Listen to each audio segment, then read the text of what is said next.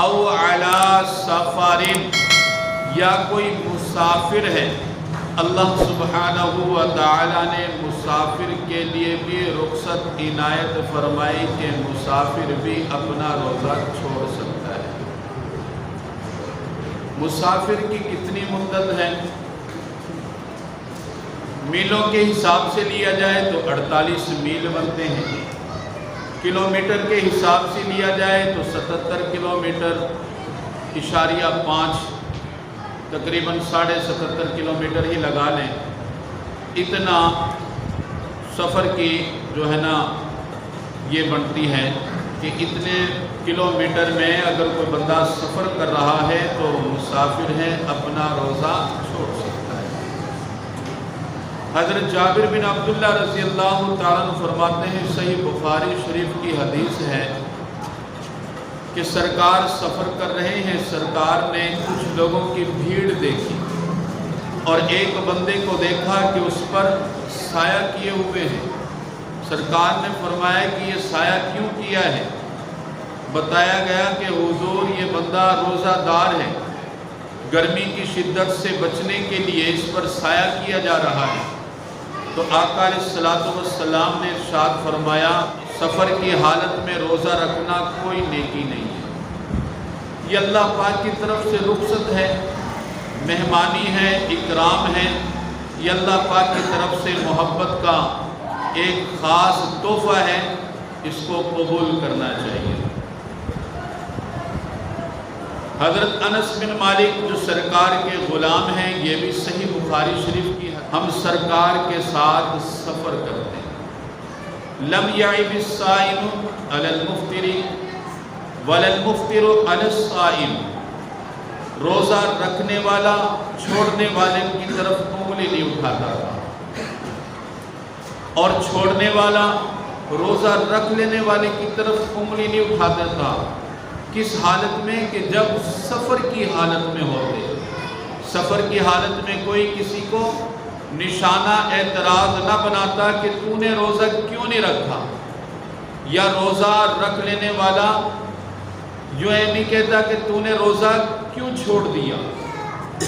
تو سرکار کے زمانہ میں رخصت ہے، اور اللہ سبحانہ و تعالی نے اپنی کتاب میں خصوصیت کے ساتھ ان دو حضرات کے لیے رخصت دی ہے۔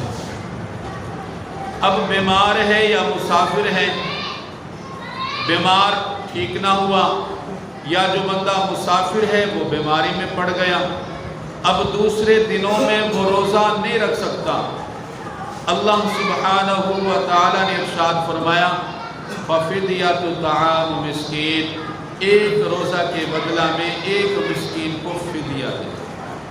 فدیہ کی مقدار 1.25 کلو گندم بنتی ہے۔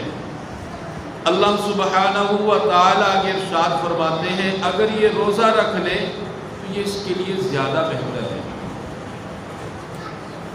تو ماہ رمضان کے روزے رکھنا ہر مسلمان کے ذمہ فرض ہے، ہر مسلمان کے ذمہ فرض ہے، جو عاقل ہو، بالغ ہو، کسی قسم کی اس میں کوئی دوسری رائے نہیں ہے کہ روزہ رکھ لے تو بہتر ہے، نہ رکھے تو کوئی بات نہیں، ایسا نہیں ہے۔ اگر کسی بندہ سے روزہ شرعی عذر کی وجہ سے چھوٹ بھی جائے تو دوسرے دنوں میں ان روزوں کو پورا کرنا اس کے ذمہ ضروری ہے۔ اگر بیماری کے عالم میں اس کا بقیہ وقت گزر رہا ہے تو پھر وہ بندہ فدیہ دے گا۔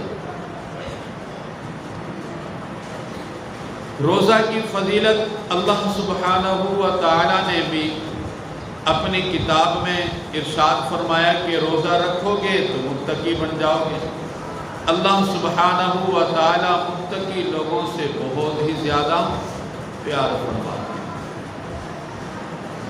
ایک بندے نے روزہ رکھ لیا، بھوک برداشت کر رہا ہے، پیاس برداشت کر رہا ہے، اب شام کے وقت، عصر کے وقت تقریباً اس کے منہ سے ایک سمیل آتی ہے معدہ کے ذریعے سے۔ دنیا میں کوئی بھی ایسا شخص نہیں ہے جو اس سمیل سے، اس بدبو سے پیار کرتا ہو۔ ماں اپنے بیٹے سے کتنا پیار کرتی ہے لیکن اس کے منہ کی بدبو کو وہ پسند نہیں کرتی۔ محب اپنی محبوبہ سے کتنا بھی پیار کر لے لیکن اس کے منہ کی بدبو سے وہ کبھی بھی پیار نہیں کرے گا۔ لیکن اللہ سبحانہ و تعالی کے ہاں وہ بدبو مشک، عنبر، کستوری سے بھی زیادہ پسندیدہ ہے۔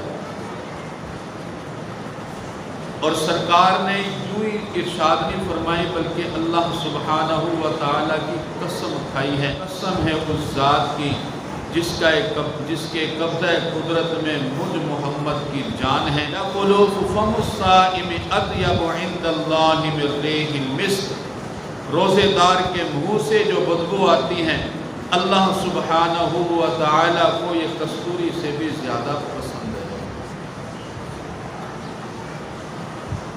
اس سے آپ اندازہ لگا لیں کہ اللہ پاک اپنے بندوں سے کتنا پیار فرماتے ہیں۔ فرمائے کہ جو بندہ روزہ دار ہوتا ہے لِلصَّائِمِ فَرْحَتَانِ، روزہ دار بندہ کے لیے دو خوشیاں ہوتی ہیں۔ پہلی خوشی کب ہوتی ہے؟ اذا افطر فرحا، جب بندہ روزہ افطار کرتا ہے اس وقت اس کو خوشی ملتی ہے۔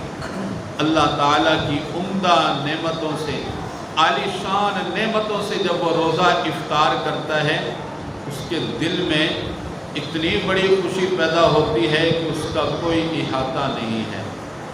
دوسری خوشی کب ہوگی؟ اذا لقی ربہ، جب وہ اپنے اللہ کی ملاقات کرے گا۔ روزہ دار کے لیے لازمی ہے اللہ پاک کا دیدار۔ جب جنتی جنت میں چلے جائیں گے، ہر جنتی اپنے اپنے بالا خانوں میں تشریف فرما ہوں گے، اس وقت اللہ سبحانہ و تعالی جنتی لوگوں سے پوچھوائیں گے کہ میری جنت میں کسی چیز کی کمی ہے؟ تو وہ کہیں گے یا اللہ ہر چیز کو عمدہ سے عمدہ پایا، فرش کو دیکھا اس جیسا ہم نے کبھی نہیں دیکھا، لباس ہے اتنا خوبصورت جو کبھی نہیں پہنا، لیٹنے کے لیے جو بستر ہیں اتنے خوبصورت نرم ملائم شاید ہم نے کبھی سوچا بھی نہیں تھا، اتنے عالی شان محلات گھر ہیں، پارک ہیں، اتنی خوبصورت مسیریاں بنی ہوئی ہیں جن کے اوپر وہ تشریف فرمائے ہیں، ان کے نیچے سے پانی کی نہریں جاری ہیں، خوبصورت باغات ہیں۔ وہ کہیں گے یا اللہ اب کس چیز کی کمی ہے؟ تو اللہ پاک کہیں گے کہ ابھی ایک چیز کی کمی ہے جس کو بھول رہے ہو، وہ کیا ہے؟ میری ملاقات۔ تو روزہ دار کو خصوصیت کے ساتھ اللہ پاک کی ملاقات کروائی جائے گی۔ جو بندہ روزہ رکھتا ہے، ماہ رمضان کی برکات کیا ہے؟ صحیح حدیث ہے کل عمل ابن آدم یضاعف الحسنۃ بعشر امثالها الى 700 ضعف۔ ایک سے گنتی نہیں کی، اللہ پاک نے ڈائریکٹ اس کی گنتی کہاں سے شروع کی ہے؟ 10 سے، اور 10 سے فرمایا جو بندہ روزہ دار ہوتا ہے روزے کی حالت میں جو بھی نیک عمل کرے 10 گنا سے 700 گنا تک اس کے عمل کا ثواب بڑھا دیا جاتا ہے۔ کہاں سے گنتی شروع کی؟ 10 سے، 1 سے نہیں، 2 سے نہیں، 3 سے نہیں، 5 سے نہیں، ڈائریکٹ اللہ سبحانہ و تعالی نے کہاں سے گنتی شروع کی؟ 10 سے، اور 10 پر بھی پھر اس کو منحصر نہیں کیا، اللہ سبحانہ و تعالی 10 سے اس کی گنتی کو شروع فرما کر 700 گنا تک اس کے ہر عمل کا بدلہ اس کو دیتے ہیں۔ ایک دفعہ روزے کی حالت میں سبحان اللہ پڑھی کتنی نیکیاں مل گئی؟ 700۔ آگے فرمایا وَإِلَى مَا شَاءَ، اس سے بھی آگے اللہ تعالی بڑھانے پر قادر ہیں، اس سے بھی آگے اللہ تعالی اس کا ثواب بڑھا سکتے ہیں۔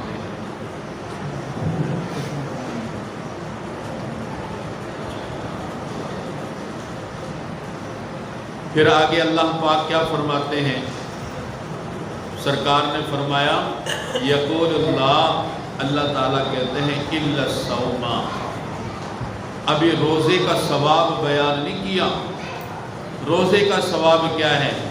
اللہ سبحانہ و تعالیٰ فرماتے ہیں الا الصوم فإنہ لی، سوائے روزہ کے، روزہ میرے لیے ہے، وأنا أجزی بہ، اور میں ہی اس کا بدلہ دوں گا۔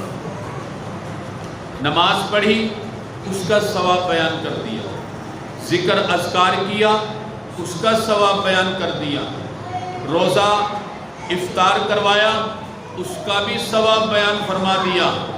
لیکن روزہ دار کے لیے جو ثواب ہے اللہ سبحانہ و تعالیٰ فرماتے ہیں اس کو نہ لکھو، روزہ میرے لیے ہے، یہ میرے لیے رکھا جاتا ہے، میں ہی اس کا بدلہ دوں گا۔